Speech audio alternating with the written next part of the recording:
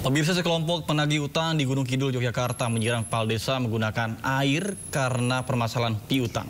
Intimidasi tersebut viral di media sosial pemirsa dan menuai kecaman publik.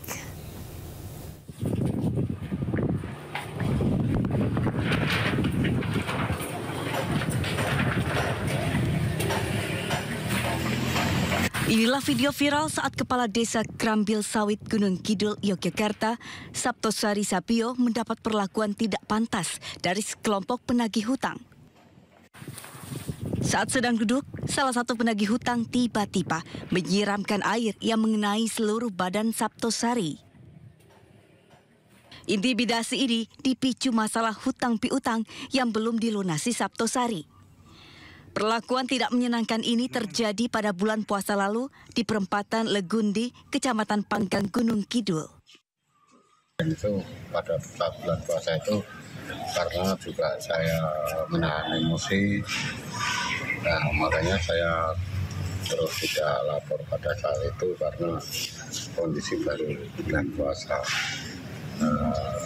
Karena sampai akan terjadi melapor ini karena diviralkan sehingga banyak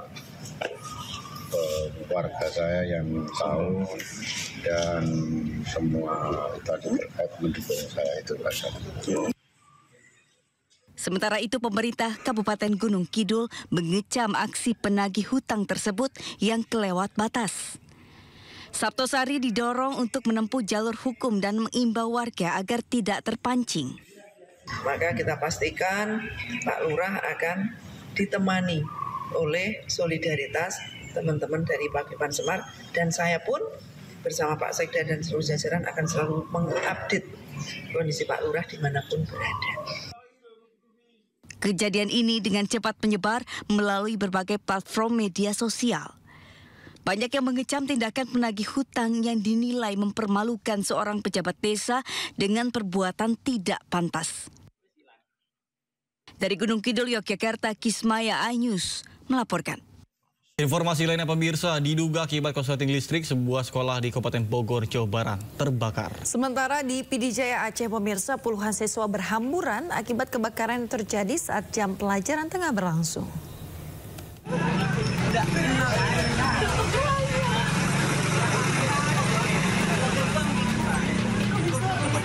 Api membubung tinggi menghanguskan gedung sekolah negeri 1 Kolong Sawah, Kecamatan Jasinga, Kabupaten Bogor, Jawa Barat. Diketahui api pertama kali muncul dari ruang guru yang kemudian merambat ke sejumlah gedung ruangan kelas lainnya serta menghanguskan seluruh arsip sekolah dan buku-buku para siswa. 5 unit mobil damkar dari sektor Parung Panjang dan sektor Luwuleyang dikerahkan untuk memadamkan api. Kejadian kebakaran hebat yang menimpa salah satu sekolah Bapak ini gimana Pak kronologi Pak? Kejadiannya tadi malam sekitar jam 3-an ya. Pas jam 3 itu mulai dari kantor, ruang kantor, kemudian merembet ke ruang kelas. Dari saksi mata yang ada di TKP yaitu penjaga sekolah, api mulai terlihat pertama kali di ruang guru. Dari ruang guru terlihat api diakibatkan dari korsleting listrik, kemungkinan ada kelupaan yang mencabut kipas angin atau dispenser, kurang tahu juga karena dari pihak penjaga melaporkannya terlihatnya api pertama di ruang guru tersebut. Untuk sementara waktu, pihak sekolah akan melakukan proses belajar mengajar secara bergantian di ruang kelas yang tidak terbakar. Akibat kejadian tersebut, sekolah mengalami kerugian hingga ratusan juta rupiah.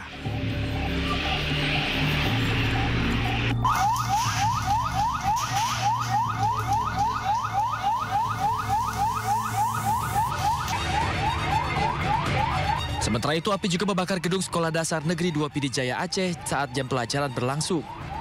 Kejadian sontak membuat puluhan siswa panik dan berhamburan keluar gedung sekolah. Banyaknya material mudah terbakar seperti buku dan peralatan belajar mengakibatkan api dengan cepat menghanguskan gedung perpustakaan serta satu gedung kelas.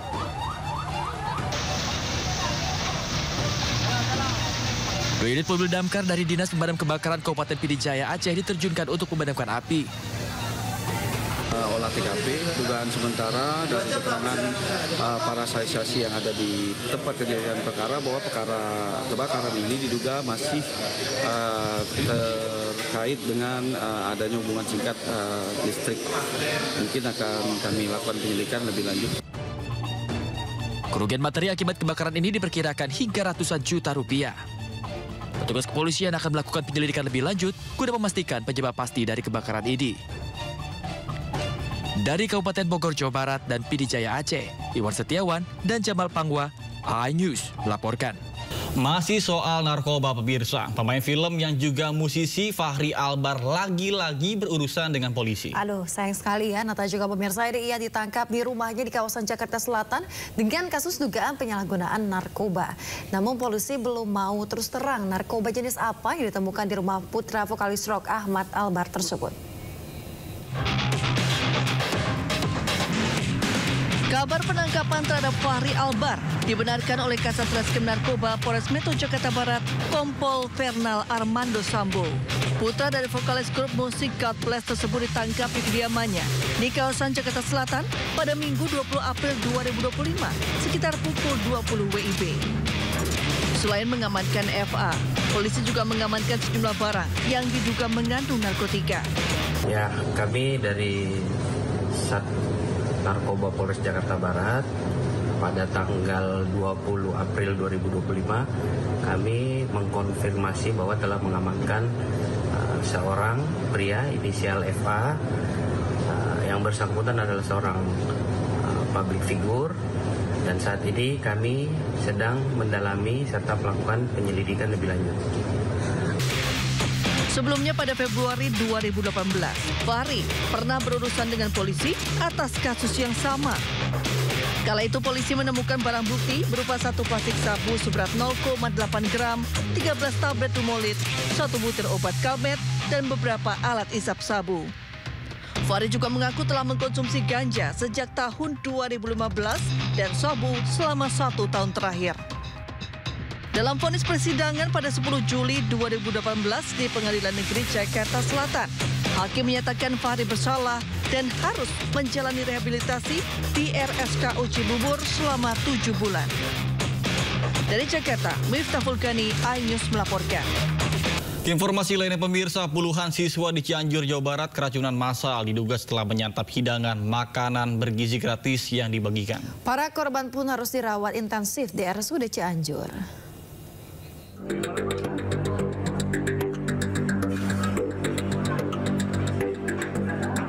Puluhan siswa Madrasah Aliyah Negeri 1 di Cianjur, Jawa Barat menjalani perawatan intensif di instalasi gawat darurat RSUD Cianjur usai menyantap hidangan makanan bergizi gratis di sekolahnya. Rata-rata gejala yang dialami para siswa diantaranya mual, pusing, muntah, hingga diare. 20 lebih siswa sempat menjalani perawatan intensif. Satu di antaranya merupakan siswa sekolah menengah pertama. Hingga saat ini tersisa sebanyak 12 orang yang masih dirawat dan sisanya sudah diperbolehkan pulang. Ini kondisi setelah dirawat nih seperti apa sih ya? Membaik sekarang terus dikasih obat. Yang gejala yang terasnya pusing, muntah-muntah nggak? Pasca kejadian, Bupati Cianjur melakukan pemantauan dan Satuan Pelayanan Pemenuhan Gizi mengambil sampel sisa makanan untuk dilakukan uji laboratorium. Ya, saat ini kan kita masih dalam pengecekan dulu ya. Kita lakukan pendalaman, termasuk juga kita harus objektif melihat dari hasil-hasil dan kita akan sesuai dengan hasil lab nanti. Pasca terjadinya keracunan massal tersebut, dapur penyedia makanan bergizi gratis di wilayah Desa Limbang Sari, Kecamatan Cianjur, Kabupaten Cianjur, Jawa Barat terpantau sepi dan berhenti produksi. Dari Cianjur, Jawa Barat, Muhammad Andi Ihsan, iNews melaporkan.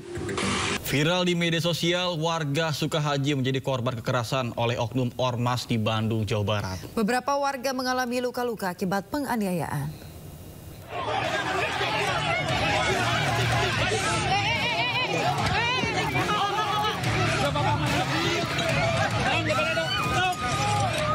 Sekelompok ormas yang diduga hendak melakukan pemagaran di lahan sengketa Sukahaji, Bandung, Jawa Barat, membentak dan mengancam warga. Puluhan ibu-ibu rela berdiri di garis depan demi mempertahankan tanah tempat mereka tinggal. Mereka berusaha mengadang kehadiran segerombol oknum ormas, namun upaya ibu-ibu tersebut dibalas dengan kekerasan. Sejumlah oknum ormas dilaporkan melempar batu ke arah ibu-ibu hingga melakukan pemukulan.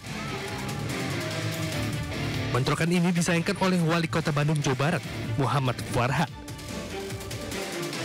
Menurut Farhan, bentrokan kedua belah pihak tersebut seharusnya tidak perlu terjadi, mengingat Pemkot Bandung dan Pemprov Jabar sudah sepakat untuk mengelola, meski ada pro kontra di lapangan. Terus terang saya sangat prihatin dan menyesalkan terjadinya bentrokan yang tidak perlu.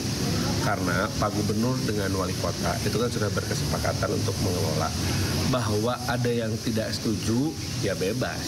Karena kita kan bukan negara otoriter.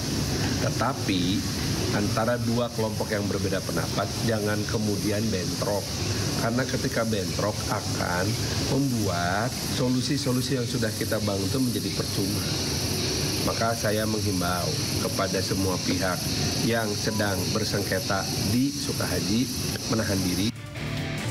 Atas kejadian tersebut, warga merasa resah dan meminta pihak kepolisian agar menangkap oknum ormas tersebut. Dari Bandung, Jawa Barat, Billy Maulana Fikran Ainis melaporkan.